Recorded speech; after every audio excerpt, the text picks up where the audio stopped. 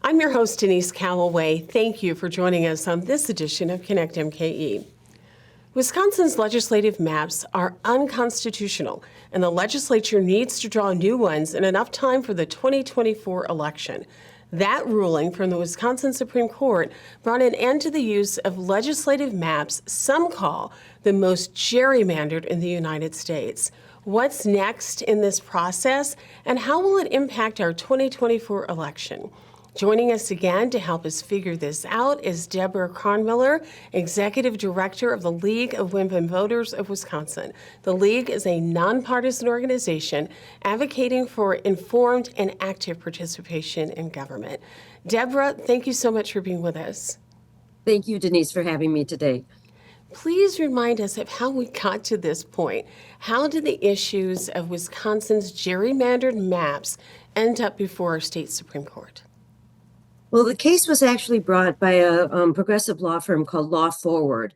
It went to the Supreme Court, and the Law Forward had asked the Supreme Court to take this case as an original jurisdiction action. So it didn't go through the lower courts first. It went straight to the Supreme Court. And the Law Forward contention was that because the maps were in fact in each of the districts that comprise our state legislative maps, over 50 of the districts are not contiguous, and that's a constitutional requirement. And so they asked the Supreme Court to rule that these maps are unconstitutional, which in fact on December 23rd, they did make that ruling. So what's next? Will the legislature have the chance to correct the maps? We're zeroing in on deadlines as it relates to the 2024 election already. We are absolutely getting close. The Supreme Court put in place in its ruling a couple of contingencies. One, it did ask the legislature, please redraw maps that are constitutional. They cannot compel the legislature to do that. So they put a remedial plan in place in the event that the legislature doesn't come up with compliant constitutional maps. And that remedial plan has a number of stages to it. The first stage is that each of the parties in the lawsuit, and there are many, can submit maps for consideration. The maps need to be submitted to the Supreme Court for consideration by January 12th, Friday. The Supreme Court then will look at those maps and look at the responses from each of the parties to each other's maps. And that will be done by January 22nd. In addition to the kind of bringing in new maps, the Supreme Court did say that they were going to retain 2 experts, and they have done that. And these experts are rock stars with regard to map drawing here in the United States. And they have done study and research on what makes a fair map, what makes a nonpartisan map, what makes a proportional map. And they can judge these maps using mathematical terms as to whether or not the maps will meet the criteria that the Supreme Court has asked each of the parties to adhere to as they're submitting maps. And there are already some maps that are out there. Governor Evers had a group that put together a map. There was a map that was put together that one of the parties to the suit before the Supreme Court actually had as well. So it's not as if we can't draw the maps. It's just that we have to do it. Right. We do have to do it. And there will be, each of the parties will have an opportunity now to submit their version of what is a constitutional map that is also politically neutral. And because these are the terms that the Supreme Court has asked for.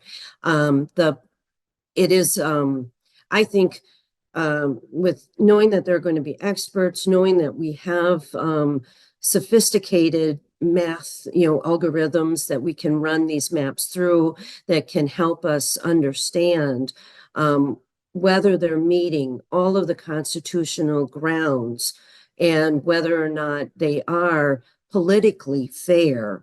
And, that is there's many different ways to judge that, but at the end of the day, the Supreme Court is interested in making sure that they're not tipping the scale toward one party or the other with any new map that is enacted.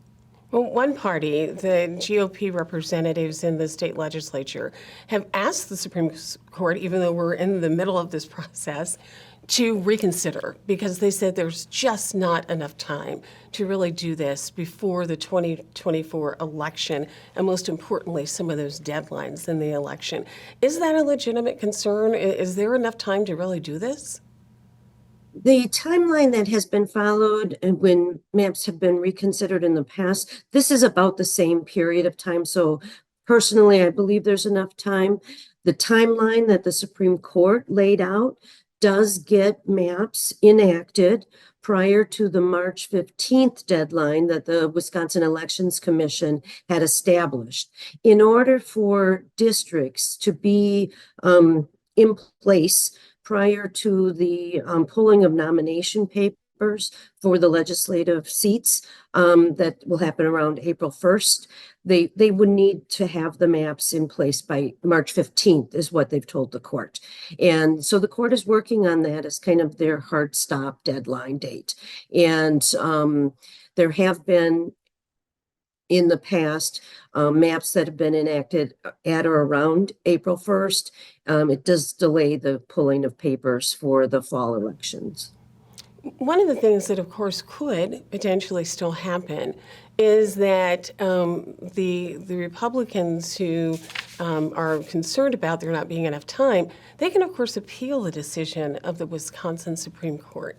If that appeal happens, what does that do to the timeline? You know, it's interesting that that's a theoretical question right now that I don't know fully the answer of, and I am not an attorney.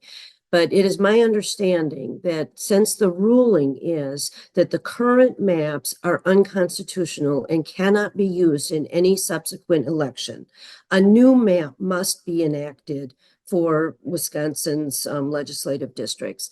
And the quality of that map, we are hoping, is very high, given the experts that have been brought in, given the criteria that the Supreme Court has set out for all the parties to adhere to.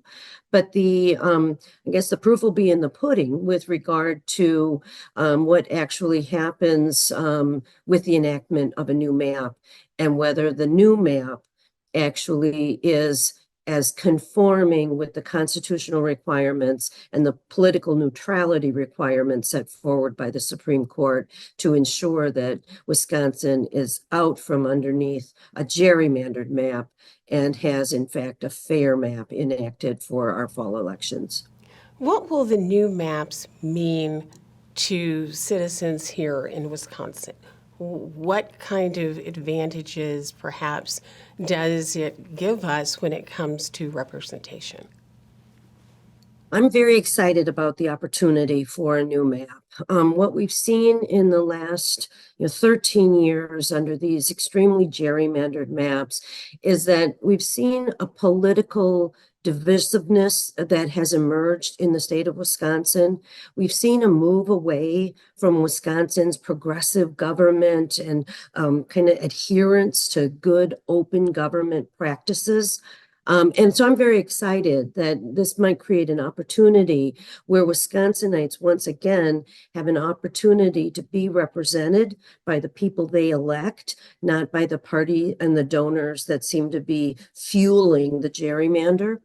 I'm also very excited that real political policy topics that have not been discussed in the last 13 years in our legislature because it is not the agenda of the majority party will have an opportunity to be heard. We know Wisconsinites are very interested in having better funding of our public education system. We know they want Medicaid expansion. We know they want fair maps. These issues are not even coming in front of the legislature for consideration. And I'm hopeful when we get out from underneath the gerrymander that our representatives will again govern and bring these important topics to the people. We are certainly living in interesting times, Debra. Thanks so much for sharing this information with us and for being with us today. Thank you. We'll be right back.